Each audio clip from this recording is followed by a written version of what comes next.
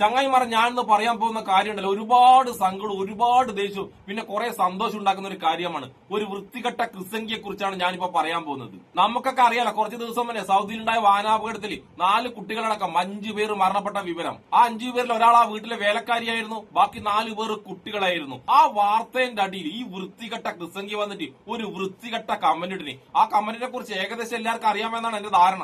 ആ വൃത്തികെട്ട കമന്റ് ഇട്ട് ആ ക്രിസംഗിനെ സൗദി പോലീസ് അങ്ങ് പൊക്കി.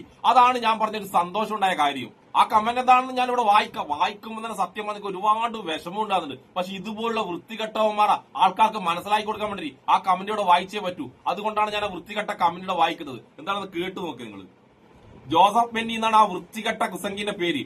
പന്നി പെറ്റുണ്ടാകുന്ന പോലെ കുറെ എണ്ണം ചത്തൊടുങ്ങിയ എന്താ ഇനിയും ഉണ്ടാക്കാമല്ലോ. ഇവൻ ഒരു മനുഷ്യനാണോ?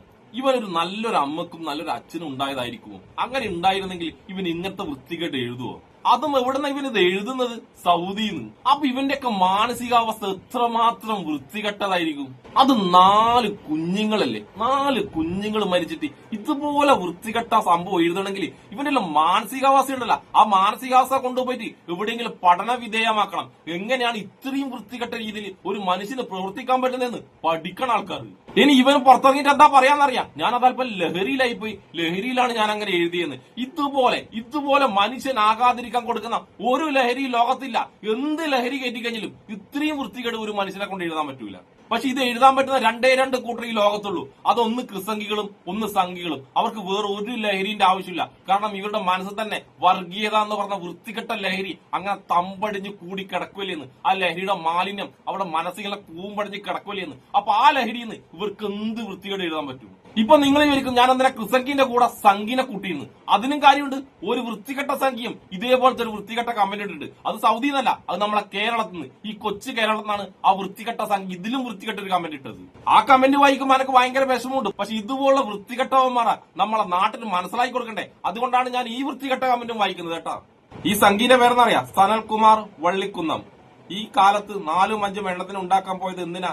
അതുകൊണ്ടല്ല, ആവശ്യത്തിനുള്ളത് മാത്രം തന്നിട്ട് ബാക്കിയുള്ളതിനെ മൊത്തത്തിൽ തിരിച്ചെടുത്ത് തിന്നു.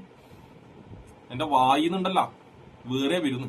സത്യത്തിൽ ഇവനെ വിളിക്കേണ്ടതുണ്ടല്ല, ആ വാക്കുകൾ തന്നെ വിളിക്കേണ്ടത്. ഇവനെയൊന്നും മാന്യമായിട്ട് അഭിസംബോധന ചെയ്യാനേ പാടില്ല. നാളെ ഇനി ഈ വൃത്തികെട്ടവനും വന്നിട്ട് എന്താ പറയാ, ഞാനത് ലഹരി പുറത്തായി പോയി, ലഹരി അടിച്ച് ആകെ ബോധമില്ലാണ്ടായി പോയി, അപ്പോഴാണ് ഞാൻ എഴുതിയെന്ന് ഈ വൃത്തികെട്ടവനും പറയും. എനിക്ക് ഈ 2 വൃത്തികെട്ടവന്മാരെ ന്യായീകരിക്കുന്ന ടീമിനോട് ഒന്നേ പറയുള്ളൂ, ഈ 2 വൃത്തികെട്ടവന്മാരുടെ മാനസികാവസ്ഥയുണ്ടല്ല, അതിലും വൃത്തികെട്ടതാണ് ഇവനെയൊക്കെ ന്യായീകരിക്കാൻ പറ്റുന്ന നിങ്ങളെ മാനസികാവസ്ഥ.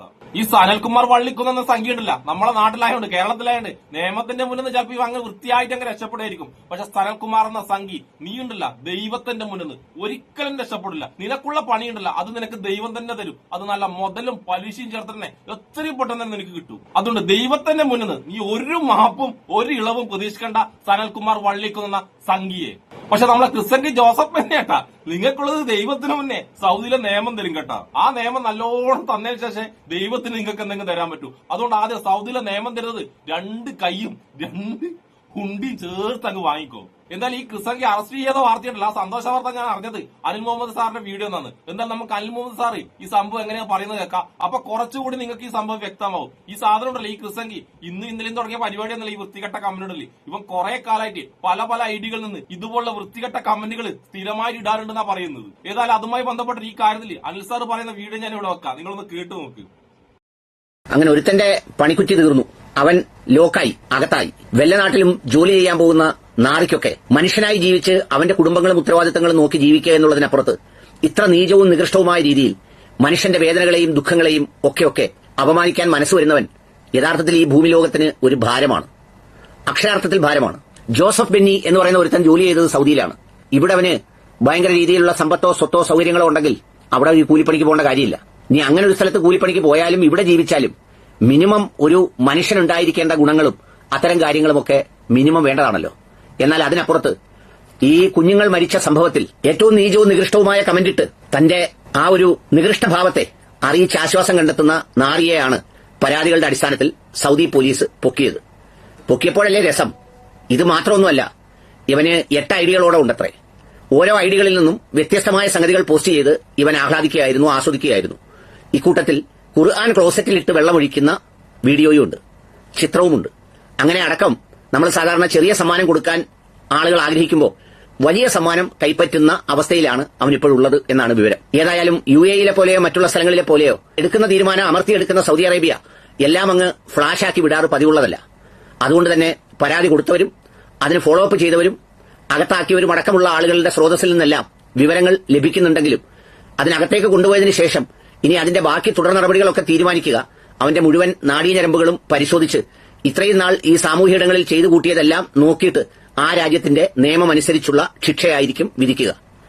ചിലപ്പോ 5-10 വർഷം അവിടെ ഇട്ട് വെക്കുന്ന പണിയൊക്കെ ചെയ്തിട്ട് ഇനി സൗദി അറേബ്യ കാണാത്ത പോലെ തിരിച്ചു കയറ്റി അയച്ചേക്കാം. അങ്ങനെ അടക്കമുള്ള ഏത് മാർഗമാണ് സ്വീകരിക്കേണ്ടത് എന്നുള്ളത് അവർ തീരുമാനിക്കും. പ്രിയപ്പെട്ടവരെ, ഈ ഭൂമിയിൽ മനുഷ്യനായി ജനിക്കുക എന്ന് പറയുന്നത് ഒരു ഭാഗ്യമായി കരുതുന്നവർ മാത്രമേ ഈ ഭൂമിയിൽ തുടർന്നും ജീവിക്കാവൂ. അതല്ല മറ്റെന്തെങ്കിലും തരത്തിലുള്ള ഉൽപ്പത്തികളാണ് ഉള്ളിൽ നിറയുന്നതെങ്കിൽ അതൊക്കെ എന്നെ അവസാനിപ്പിക്കേണ്ടതാണ്. എന്നിട്ടോ ഇതൊന്നുമല്ലാതെ വല്ല രാജ്യത്തും പോയി ജീവിച്ച ശേഷം ഏതെങ്കിലും ഒരാൾക്ക് കുറെ താങ്ങാനാവാത്ത ദുഃഖവും സങ്കടവും ഒക്കെ സംഭവിക്കുമ്പോൾ അവന്റെ ദുഃഖത്തിലും സങ്കടത്തിലും പങ്കെടുക്കുന്ന കുറെ പേർ, ഇനി അങ്ങനെയല്ലെങ്കിൽ ആയിക്കോട്ടെ എന്ന് വിചാരിക്കുന്ന മറ്റുള്ളവർ, പക്ഷേ യവനെപ്പോലുള്ളവർ ഇത് രണ്ടുമല്ല. അപ്പോഴും യവന്റെ ഉള്ളിലൊക്കെ നിറയുന്നത് ഈ പറഞ്ഞ ഏറ്റവും വികലവും ഏറ്റവും നികൃഷ്ടവുമായ ഭാവങ്ങളാണെന്നുള്ളതാണ്. അതിനവന് തക്കതായ ശിക്ഷ നൽകേണ്ടതുണ്ട്. ഏതായാലും സൗദി അറേബ്യയിലായത് അവന്റെ ഭാഗ്യമാണ്. അങ്ങനെ കരുതിയാൽ മതി. ഒരു ലോട്ടറി അടിച്ചു എന്ന് കൂട്ടിയാൽ മതി.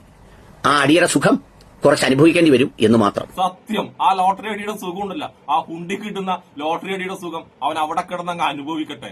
അവനെ ന്യായീകരിക്കാൻ വരുന്ന ടീമുണ്ടല്ലോ, അവനെയും കെട്ടി വൃത്തികെട്ട ടീം, അവർക്കുള്ള അടിയുണ്ടല്ല ലോട്ടറി അടി, അത് നമ്മളെ ദൈവം കൊടുത്തോളൂ. പക്ഷെ വേറൊരു കാര്യം നമ്മളൊന്ന് ശ്രദ്ധിക്കേണ്ടതാണ്, നമ്മളെ നാട്ടിലുള്ള സംഘികളെക്കാളും ക്രിസംഘികളെക്കാളും നമ്മൾ പേടിക്കേണ്ടത് ഇതുപോലുള്ള ക്രിസംഘികൾ ഈ സംഘികളെയാണ്. കാരണം മുസ്ലിം രാജ്യത്ത് പോയി ജോലി ചെയ്തിട്ട് ആ മുസ്ലിം രാജ്യത്ത് നിന്ന് കിട്ടുന്ന വരുമാനം കൊണ്ട് തന്റെ കുടുംബം പോറ്റിയിട്ട് അതേ മുസ്ലിം രാജ്യത്തെയും അതേ മുസ്ലിങ്ങളെയും കുറ്റം പറഞ്ഞെങ്കിൽ ഇവന്റെയൊക്കെ മാനസികാവസ്ഥ എത്രമാത്രം വൃത്തികെട്ടതായിരിക്കും. അതുകൊണ്ട് ഞാൻ പറഞ്ഞ നമ്മൾ അറിയുന്ന സംഘീനെയും ക്രിസംഘീനെയും കാട്ടി പേടിക്കേണ്ടത് ഇതുപോലുള്ള ക്രിസംഘികളെയും സംഘികളെയാണ്. ഇവനെ പോലത്തെ മനോഭാവമുള്ള ഒരുപാടെണ്ണം ഇപ്പോൾ മുസ്ലിം രാജ്യങ്ങളിൽ ജോലി ചെയ്യുന്നുണ്ട്. നിങ്ങൾ ഓരോ വീഡിയോന്റെ അടിയിൽ വരുന്ന കമന്റുകൾ ശ്രദ്ധിച്ചാൽ മതി. ആ കമന്റുകളിൽ മിക്കവാറും ഇതുപോലുള്ള മുസ്ലിം രാജ്യങ്ങളിൽ ജോലി ചെയ്യുന്ന സംഘികളുടെയും ക്രിസംഘികളതായിരിക്കും. അതുകൊണ്ട് ഇവനെ ഇപ്പൊ അറസ്റ്റ് ചെയ്തില്ലേ പേടിച്ച് ഉറക്കുന്ന ഹഫീടുന്ന കുറെ സംഘികളും ക്രിസംഘികളും സൗദിയിൽ ഉണ്ടാവും. അവരും പിടിക്കപ്പെടുന്നത് അവർക്ക് നല്ല ഭയം ഉണ്ടാവും. അതുപോലെ എല്ലാത്തിനെയും പിടിക്കണം, ഒരുത്തനും വെക്കാൻ പാടില്ല. കാരണം ഈ സമൂഹം ഒരു മതത്തിന്റെ പേരിലോ ഒരു ജാതിയുടെ പേരിലല്ല, ഇതൊരു മനുഷ്യത്വത്തിന്റെ പേരിലുള്ളതാണ്. കാരണം ഒരാൾ മരണപ്പെട്ടല്ലേ, ഇത്രയും ദാരുണമായ ഒരു മരണം ഉണ്ടായിട്ട് ആ ദാരുണമായ മരണത്തിലും വർഗീയത കാലത്തിന് ഇതുപോലത്തെ നാറികളുണ്ടല്ല, ശരിക്കും പറഞ്ഞാൽ ഒരു നാട്ടിൽ ഉണ്ടാകാനേ പാടില്ല. എന്തായാലും നമ്മളെ ക്രിസംഘി ജോസഫ് ബെന്നിന്റെ കാര്യത്തിൽ ഒരു തീരുമാനമായി. ഇനി നമ്മളെ കേരളത്തിലിരിക്കുന്ന ആ സംഖ്യ ഉണ്ടല്ല, സനൽകുമാർ വള്ളിക്കുന്ന്, അവന്റെ കാര്യത്തിൽ എന്താ തീരുമാനമാകുന്നത് നമുക്ക് കാത്തിരുന്ന് കാണാം. അപ്പൊ ഇതുപോലെ വൃത്തികെട്ട സംഘികളും ക്രിസംഘികളൊക്കെ മലയാളികളാണല്ലോ, നമ്മളെ കേരളക്കാരാണല്ലോ എന്നുള്ള സങ്കടത്തോടു കൂടി എന്നെ ഇഷ്ടപ്പെടുന്ന എല്ലാവർക്കും എന്റെ ഒരു നല്ല സുലാൻ.